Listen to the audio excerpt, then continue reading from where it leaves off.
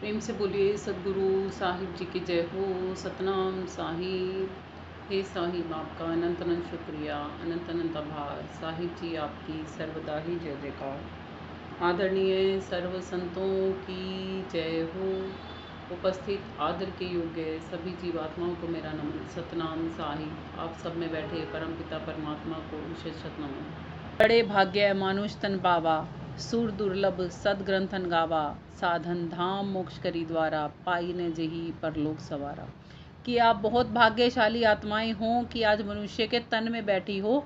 देवताओं को भी नहीं मिलता ये तन, ये तो सभी सदग्रंथ भी बताते हैं। और ये वो तन, ये तन वो साधन है जिसे पाकर की आत्मा अपना परलोक भी संवार सकती है। संसार तो जी ही सकती है, अपितु परलोक भी संवार सकती है। और इसको पाकर यदि परलोक नहीं संवारा तो फिर कुछ भी नहीं किया हमने। इसीलिए वो संत जी क्या कह रहे हैं, कर्म उत्तम हैं, उत्तम थे तेरे कि आज आत्मा तू नर्तन में बैठी है।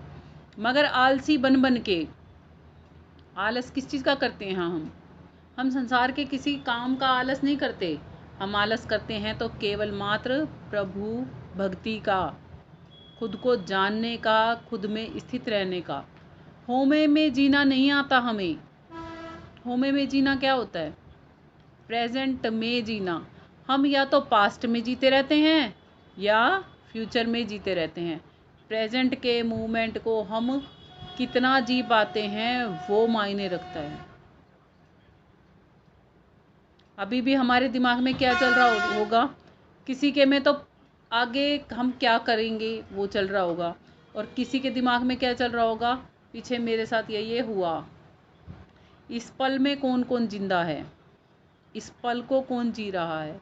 संत जन ना पिछले में जीते हैं और ना ही अगले में जीते हैं। संत जन इस पल में जीते हैं कि इस पल में मैं कहाँ हूँ, इस पल में मैं क्या कर रहा या क्या कर रही हूँ, इस पल में मैं प्रभु प्राप्ति कर पा रही हूँ या नहीं कर पा रही हूँ, इस पल में मेरा ध्यान मेरे प्रभु में है या नहीं है। तो जिस जिस पल में आप यहाँ पर प्रेजेंट में स्थित रहोगे, वो पल सारा आपको शांति स्व ही प्राप्त करवा देता है। उसमें अशांति नहीं आ सकती कभी आपको, किसी की बात से अशांति नहीं आ सकती आपके अंदर में। उस पल पे आप शांति रहोगे, खुद में स्थित हो जाओगे। क्योंकि हर एक पल में जब हम ऐसे जीते हैं तो हम खुद में उतना ही ज़्यादा स्थित होते चले जाते हैं। और वो कहते हैं अभी तो तुम आलसी बने पड़े हो और इस हीरा से जन्म को, हीरे जैसी सांसों को गंवाने लग रहे हो। तूने हीरा सा जन्म गवाया, भजन बिना बावरे। कदे न आया संत शरण में, कदे न हरि गुण गाया।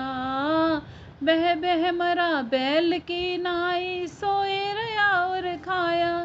तूने हीरा सा जन्म गवाया, भजन बिना बावरे। और साहिब कहते हैं तुलसी साहिब जी कहते हैं, भजन करन को आलसी और भोजन को होशियार। तुलसी ऐसे जीव को बार बार धिक्कार, बार बार धिक्कार। धिक जीवन है ऐसी आत्माओं का जो संसार में रह के केवल शरीर के लिए ही जीवन जीती रहती हैं।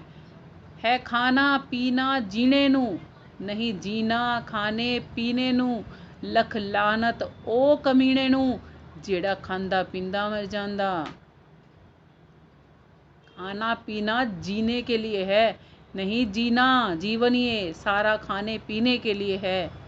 और उसको नानक जी लख लानत देते हैं, उसको कमीना तक भी कहते हैं। लख लानत ओ कमीने नू, जेड़ा खाया पिया सो गया, खाया पिया सो गया जो ये करता है, उसको लख लानत देते हैं। देख लो संतों की वाणियाँ कितनी आपस में मिलती हैं। कबीर साहिब जी की भी आपको अभी सुनाई है, इन संत जी की वाणी से नहीं मिलती क्या? आलसी के ऊपर।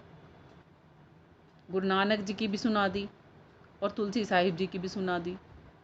जब सर्व संत एक ही चीज कह रहे हैं तो वो बार बार एक ही बात को क्यों बोलते हैं हमें? वो इसीलिए ही हमें बार बार समझाते हैं, चेताते हैं कि काश किसी की भी कही गई एक बात का भी यदि हम पे असर हो गया तो हमारा ये जीवन बदल जाएगा। कहते हैं बहुत सालों साल सत्संग सुनने से कुछ नहीं होता, लगना होगा ना जिस दिन एक पल का सत्संग लग जाएगा, और वो एक पल का सत्संग ही आपको जीवन पर्यंत के लिए बदल के रख देगा। आप में परिवर्तन जिस दिन होने लग गया ना, फिर आप में परिवर्तन होता ही चला जाएगा, होता ही चला जाएगा, फिर नहीं रुकेगा। क्योंकि जब कच्चा रंग छूटने लगता है ना तो एकदम ही छूट जाता है, एकदम ही निकलना शुरू हो जाता है। कपड़े धोते हो ना आप सब गृहिणी हो, कपड़े धोए होंगे या धोते भी होंगे। कोई दाग लग जाता है हमारे कपड़ों पे तो क्या होता है, कुछ दाग कैसे होते हैं, पानी में डुबोते हैं, निकलना शुरू हो जाता है ना, हम उसको उसी समय रगड़ना भी शुरू कर देते हैं। रगड़ना शुरू कर देते कि नहीं कर देते? कि निकल तो रही है, अभी साफ कर दे, फिर तो जम के खड़ा हो जाएगा, फिर निकालना मुश्किल हो जाएगा। करते हैं कि नहीं करते हम ऐसा? ऐसे ही जब आप भक्ति में उतरना शुरू करोगे ना तो आत्मा को पता लग जाएगा कि अब ये दाग निकलने तो लग ही गए, अब तू चालू हो जा बस इसको निकालने में, और लगी जा लगी जा लगी जा, कि एक बारी तो पूरा साफ कर ले, कि अब के मिटाना है, अब के ये सारे दाग मिटाने हैं। कहते हैं ना, मैले दाग पड़े पापन पे विषयन में लिपटानी। आत्मा पे क्या लिपटा हुआ है, किस चीज़ के मैले दाग लग गए हैं? ये विषय विकारों के मैले दाग लग गए हैं। चादर हो गई बहुत पुरानी, अब तू सोच समझ अभिमानी, अब तू सोच समझ अभिमानी, अब तू सोच समझ अभिमानी।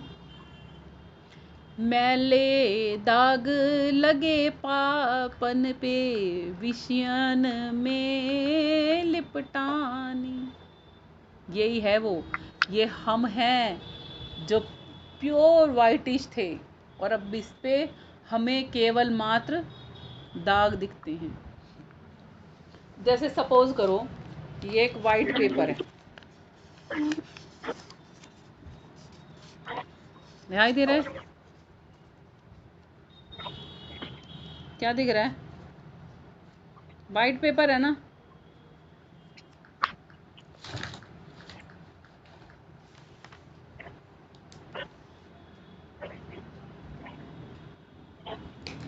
और अब क्या दिख रहा है?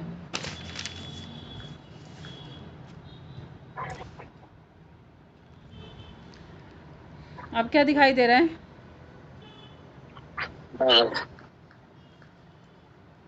वाइट पेपर है ना ये, क्या दिखाई दे रहा है अब? एक बिंदु नजर आ रहा है। देखो कह रहे एक बिंदु नजर आ रहा है, आप लोगों को क्या क्या नजर आ रहा है? क्या नजर आ रहा है? व्हाइट पेपर पे एक डॉट लगी हुई है। हाँ।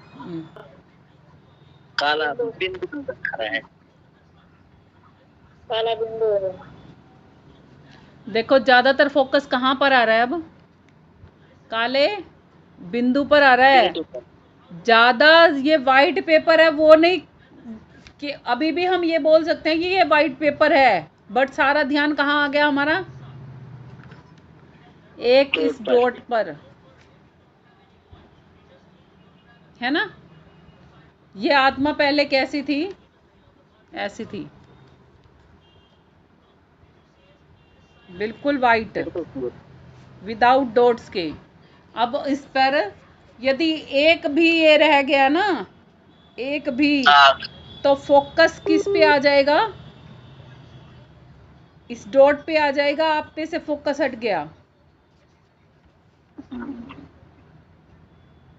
वापस जाना है मालिक के घर तो ऐसा होके जाना पड़ेगा। बिल्कुल सफेद, समझ गए शीशे की तरह। कि और ये डॉट है ना पक्का नहीं है, ये कच्चा डॉट है। अब इसको लगेंगे ना इरेज करने के लिए तो ये इरेज हो जाएगा। जितने भी हम कर्म करते हैं सब कच्चे होते हैं वो, बट हमने यहाँ पकड़ रखे हैं ना, जितने भी कर्म हमने यहाँ पकड़ रखे हैं वो पक्के बने हुए हमारे साथ, वो ही चिपके रहते हैं। और वो ही विचारों की श्रृंखला में जो हमारे कर्म चलते रहते हैं।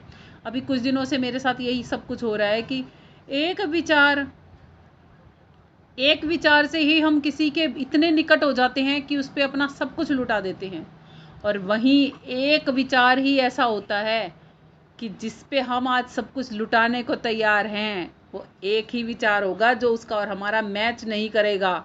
हमें अलग करने के लिए काफ़ी भी होता है।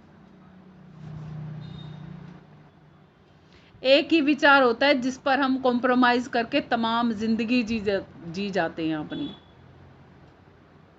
एक विचार ही तो है ना। एक लड़की अगर अपने ससुराल में बहुत दुखी है, या एक लड़का अपनी पत्नी के साथ में बहुत दुखी है, वो केवल एक इस विचार के साथ में उसके साथ तमाम जीवन बिता देता है कि दुनिया क्या कहेगी, लोग क्या कहेंगे, मेरे परिवार वालों को 10 सुनना पड़ेगा, क्या कहेंगे लोग। ये एक विचार ही उसको तमाम उम्र उसके साथ बिताने के लिए मजबूर कर देता है। वो कॉम्प्रोमाइज़ भरी जीवन जी जाते हैं दोनों। नहीं जी जाते क्या? वो एक विचार ही तो था ना। और एक ही विचार होता है पति पत्नी में टकराव के लिए भी, केवल एक विचार काफ़ी है। एक ही विचार कि जो मैंने बोला वो आपने नहीं समझा, जो आपने बोला वो मैंने नहीं समझा, तो बस कि ये जोड़े हाथ, तू अपना राजी और मैं अपना राजी, तू अपना अलग कर, मैं अपना अलग सिस्टम। एक ही विचार तो होता है। और वो एक ही विचार होता है जब वो दोनों का एक हो जाता है, पति पत्नी हो चाहे कोई भी रिश्ता क्यों ना हो। जब वो एक हो जाता है तो उनका रिश्ता अटूट हो जाता है, वो फिर टूटता नहीं। उसमें वो कितनी भी गलतियां करें, कितना भी सही करें, कुछ भी क्यों ना करें, वो एक दूसरे की जब म्यूचुअल अंडरस्टैंडिंग सही रहती है ना, तब वो रिश्ता बेहद मजबूत हो जाता है। जिसको कहा जाता है ये तो आत्मा से रिश्ता निभाते हैं। ऊपर से शरीर दो भले ही दिखते हैं मगर इनकी आत्मा एक है, क्योंकि उनके विचार शक्ति भी एक धारा में ही प्रवाहित हो रही होती है। उनके विचारों में कॉन्फ्लिक्ट नहीं होता, तब तक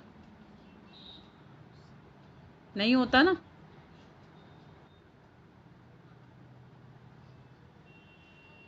कितनी शक्ति है ना इस विचार में। और यही विचार हैं देखो जिसमें हम अच्छा करते हैं और बुरा करते हैं। यही विचार है जो हमें प्रभु प्राप्ति में, प्रभु भक्ति में लगाना है, जिससे कि हम दुनिया से दूर हो जाते हैं।